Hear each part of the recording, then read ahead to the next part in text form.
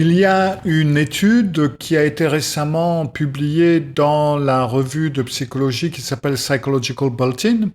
Et cette étude a été réalisée par des chercheurs de l'université de Berne et de l'université de Münster.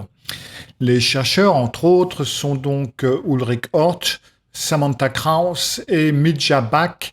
Et c'est une recherche d'actualité très importante parce qu'elle parle justement du narcissisme.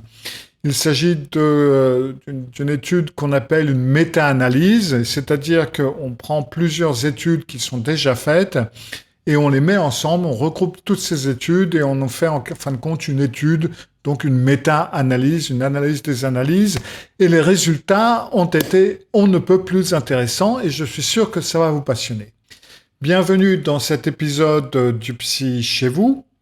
Si vous voulez être averti la prochaine fois que je mets une vidéo en ligne, ça je le fais généralement au moins tous les jeudis, souvenez-vous de vous abonner et de cliquer sur la petite cloche pour être averti justement lorsque je mets une nouvelle vidéo en ligne. Et bien entendu, souvenez-vous de mettre le pouce en l'air si vous aimez et n'hésitez pas à partager si vous trouvez ça intéressant.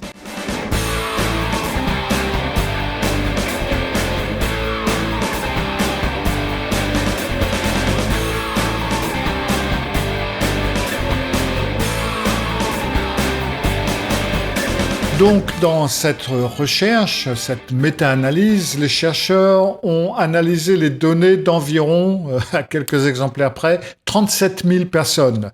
Et donc, ce qu'ils ont fait dans cette analyse, c'est tout simplement qu'ils ont examiné la stabilité du narcissisme au fil du temps, donc au fil de votre évolution ou de l'évolution des gens.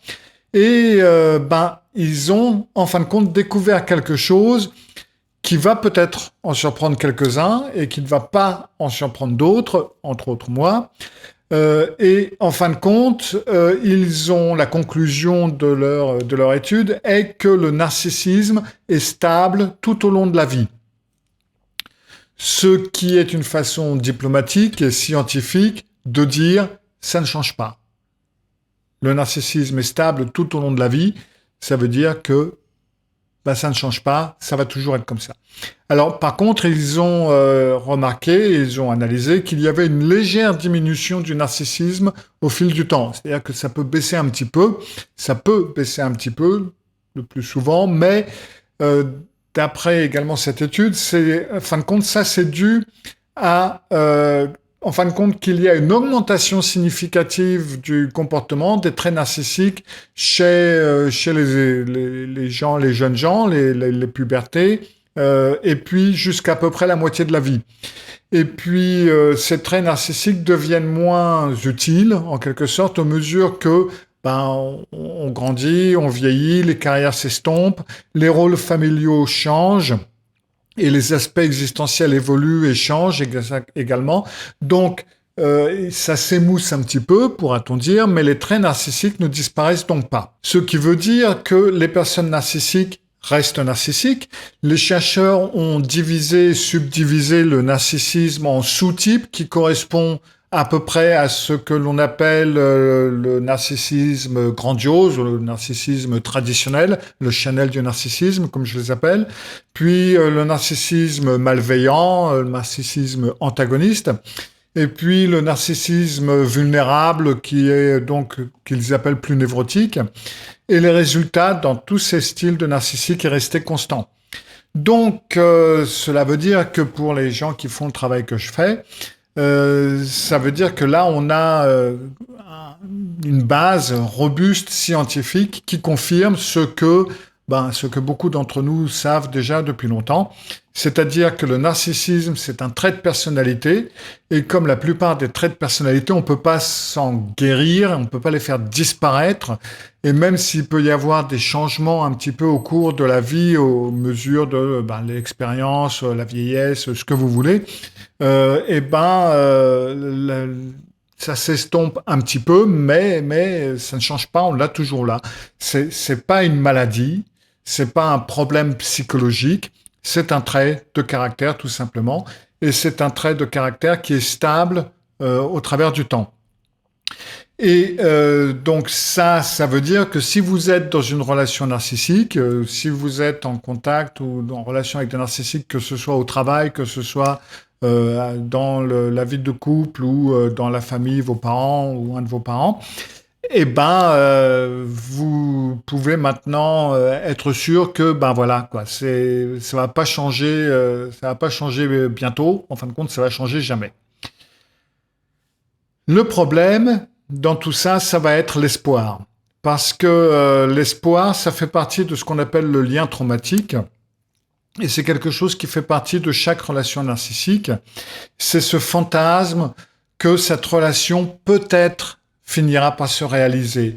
L'espoir que peut-être, en passant par une thérapie, en ayant un certain travail, en lui donnant certaines aides, en ayant une certaine influence, euh, cela va pouvoir peut-être s'améliorer, on va pouvoir retrouver une relation normale ou agréable ou positive, etc., etc. Et ben ça met un petit peu un pieu dans tout ça en vous disant que ben oui, si vous êtes en relation avec une personnalité narcissique, il vous faut reconnaître que c'est comme ça et ça va pas changer. Et fondamentalement, ça veut dire que vous êtes obligé d'abandonner cet espoir que les mauvaises choses vont devenir bonnes ou que ça va s'améliorer, que la personnalité narcissique va changer.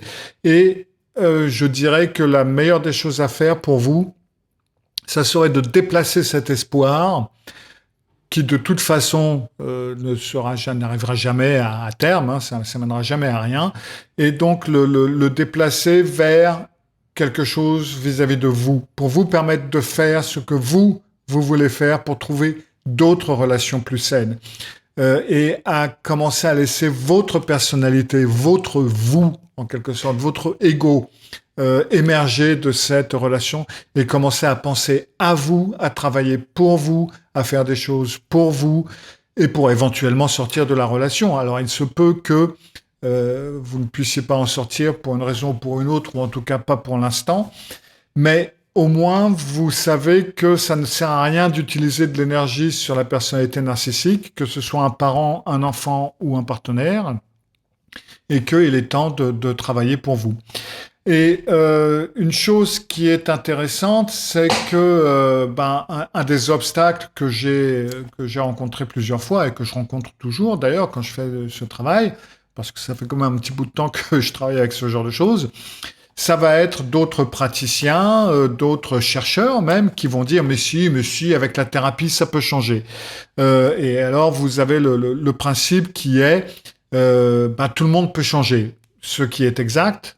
C'est un principe que j'utilise moi-même en disant oui, tout le monde peut changer, mais j'ajoute généralement à part certaines personnalités comme les sociopathes, les narcissiques ou certaines personnalités comme les schizophrènes ou d'autres personnes où ces personnes ne peuvent pas changer. Là, il y a une impossibilité. Mais tant qu'on n'est pas dans cette catégorie de personnes, oui, c'est un fait, on peut changer. Donc, les thérapeutes qui prétendent avoir aidé des personnalités narcissiques à changer, c'est tout simplement parce qu'ils ont fait un mauvais diagnostic, qu'on ne parlait pas d'une personnalité narcissique, mais d'un autre problème, parce que vous pouvez avoir des personnes, par exemple, qui souffrent de PTSD, de troubles de post-stress traumatique, et certaines de ou certains soucis, certaines personnalités comme les troubles bipolaires ou des troubles dépressifs majeurs ou des dépendances, par exemple, peuvent avoir des parties, des comportements qui vont ressembler à des comportements narcissiques, où vous allez avoir, il va y avoir une rage, il va y avoir un évitement de prendre les responsabilités, il peut même y avoir beaucoup d'égoïsme, de la manipulation, etc. Mais on ne parle toujours pas d'une personnalité narcissique. Donc oui, sur ce coup-là, bien entendu, ça peut être amélioré puisque vous ne travaillez pas avec une personnalité narcissique. Si on parle d'une personnalité narcissique, ça ne changera jamais. Ça ne peut pas changer, tout simplement. Maintenant, c'est scientifiquement prouvé. Après, on a remarqué que dans certains cas, au lieu d'un déclin ou d'une amélioration, lorsque les narcissiques arrivent, dira-t-on, à un âge assez élevé et éventuellement entrent en maison de retraite, etc., ou commencent à développer des problèmes de démence ou autres, eh ben, très souvent, ces personnes peuvent être beaucoup plus compliquées qu'elles ne l'étaient auparavant. C'est un petit peu comme si la personnalité narcissique est atténuée, enfin, elle monte, dira-t-on, aux environs de la puberté. Elle va être au top aux environs de la puberté et la période adulte, au début de la période adulte. Puis, ça peut être un petit peu atténué à partir d'un certain âge, qui va être aux environs de la quarantaine. Alors, notez bien que je dis peut-être, hein, c'est pas 100%, va donc être atténué. Et une fois arrivé, par exemple, si on commence à être touché par la sénilité ou ce que vous voulez, là, on peut risquer justement que ça remonte parce que là, les derniers verrous sautent en quelque sorte. Il n'y a plus de frein. Et là, dans ce cas-là, la personne peut vraiment devenir totalement ignoble et insupportable. Et peut être un très gros problème pour le personnel soignant ou le personnel qui s'occupe de cette personne pour ses vieux jours. Et donc ça, c'est quelque chose que vous pouvez risquer. C'est une très bonne étude. Alors je mets le lien en description si vous voulez télécharger l'étude. Pour l'instant, elle est toujours gratuite à télécharger. Alors elle est en anglais, hein, parce que ça a été fait dans cette langue. Mais si vous voulez vous plonger dans l'étude, elle est à disposition. Et moi, je vous retrouve jeudi prochain pour un autre épisode du Psy chez vous. Prenez soin de vous. Si vous êtes en période de guérison, continuez dans la bonne direction. Et puis moi, je vous retrouve donc jeudi prochain pour un autre épisode du Psy chez vous. Au revoir.